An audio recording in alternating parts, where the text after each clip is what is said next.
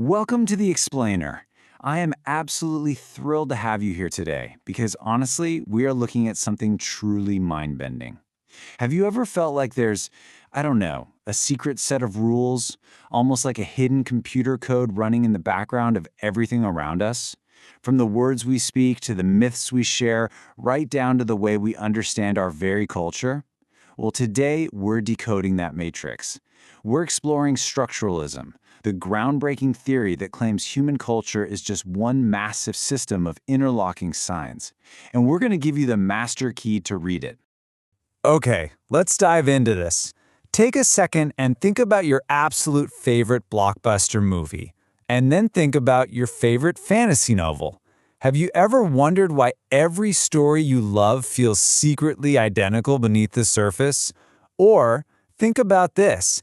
How can a simple, tiny little emoji instantly communicate a really complex human emotion to someone halfway across the globe? Well, it's not magic, it's structure. And in this explainer, we are going to reveal the hidden math behind your favorite narratives, words, and symbols. So, here's our roadmap for today. We're going to cover 1. Origins of the code. 2. Unlocking signs and meanings. 3. The architecture of every story. 4. Myths and binary oppositions. 5. The post-structuralist rebellion. And finally 6. A structuralism quick study guide. Number 1. Origins of the code.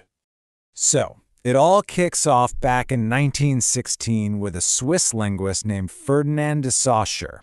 His book, Course in General Linguistics, was actually published after he died, but it completely, and I mean completely, revolutionized how we think about language.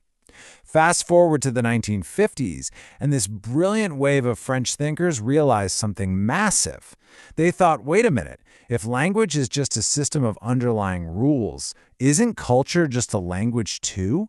By the 1960s, absolute giants in the field like the literary critic Roland Barthes and the anthropologist Claude Levi-Strauss were applying Saussure's linguistic logic to literally everything.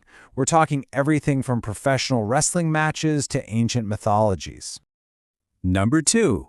Unlocking signs and meanings.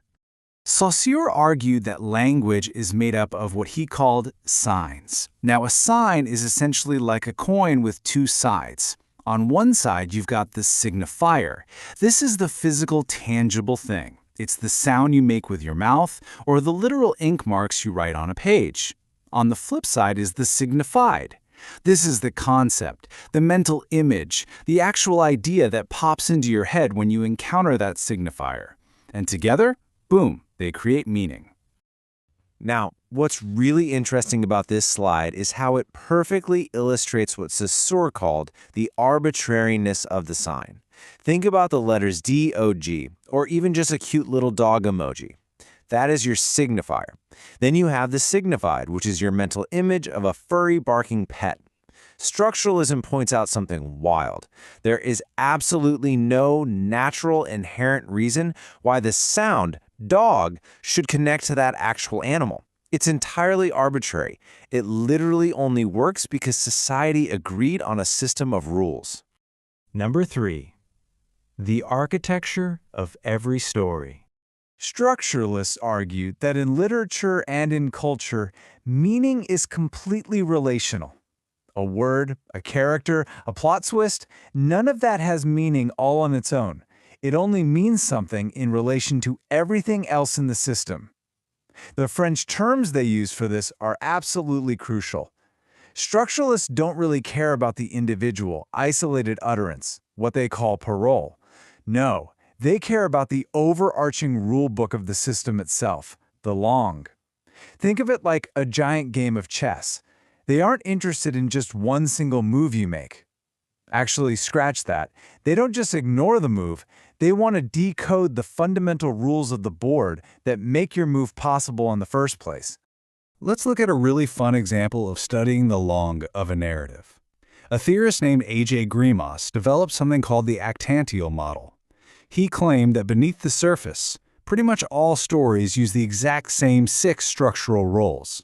Just look at this list applied to a classic sci-fi epic.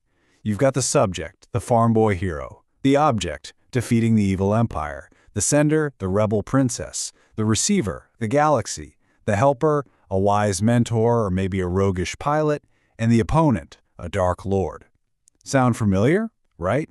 Whether it's a sci-fi epic set in deep space, a fantasy quest with magic rings, or an ancient Greek myth, structuralists argue you are looking at the exact same structural skeleton, just dressed up in different skin. Number 4. Myths and binary oppositions. Claude Levi-Strauss, who was a real pioneer in structural anthropology, argued that human beings make sense of the world through contrasts. We understand things by what they are not. These are called binary oppositions. Good only really makes sense in contrast to evil. The whole concept of self is defined against the other. Historically speaking, a lot of cultures have structurally opposed nature versus culture, or male versus female. Structuralism suggests that these binaries are the actual engine of human meaning-making. It's how we categorize reality.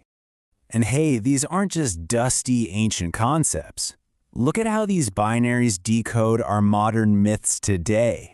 When you sit down with your popcorn for a superhero movie, you are participating in a structural ritual of good versus evil.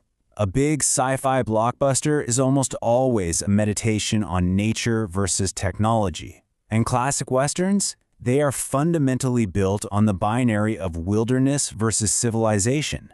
Our modern media is literally constructed on the exact same deep structural patterns that our ancestors used sitting around a campfire thousands of years ago.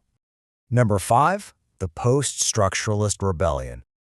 See, a neat, perfectly mathematical system of culture, well, it looks amazing on paper. But eventually, critics began to point out some serious flaws. First off, structuralism was accused of being ahistorical. Basically, it ignored how things change over time. It also completely sidelined the reader's role in creating meaning, sort of treating texts like locked puzzle boxes that only experts could open. Furthermore, post-colonial critics rightly pointed out that structuralism often took highly specific Western frameworks and falsely labeled them as universal and objective. Ultimately, critics argued this rigid system just didn't adequately address the messy realities of power, ideology, race, and gender. Let's move to and see how this builds with a philosopher named Jacques Derrida. He effectively came in and broke the neat structuralist system wide open. He introduced this concept called deference. Derrida argued that because meaning relies on relation, because a word only means something by referring to other words, meaning is never actually fully present. It's endlessly pushed down the road. The center of any structure, he argued, is fundamentally unstable. The signifier and the signified, they aren't neatly locked together after all. They actually slip and slide around constantly. So, let's contrast the two side by side. Structuralism loved stable meaning, fixed systems, and objective deep structures. It believed that the text itself held authority. Post-structuralism, on the other hand, fully embraces an unstable center, fluid meaning, and an endless play of signs. In fact, Roland Barthes, who, remember, was one of the original champions of structuralism, eventually shifted his own views.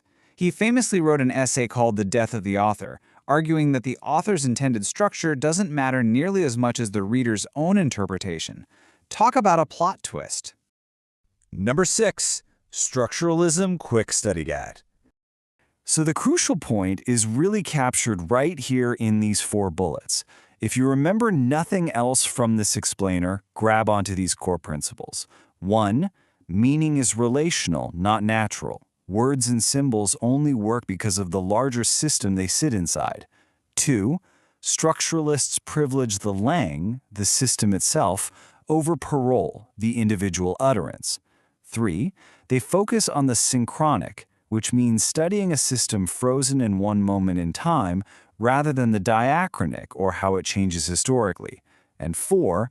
Binary oppositions, that contrasting of opposites, serve as the underlying engine of all cultural meaning. Understanding structuralism gives you a kind of cultural X-ray vision, doesn't it? You start seeing the underlying codes and binaries in literally everything, from grocery store aisles to the biggest Hollywood blockbusters. But, as we saw with the post-structuralists, those neat structures eventually fractured, which leaves us with one final, incredibly provocative thought. If Derrida was right, if the center of our cultural structures is truly unstable and meaning is just endlessly fluid, then who gets to decide what anything means in our world today? Think about that the next time you send an emoji. Thank you so much for exploring with me today. I'll see you next time.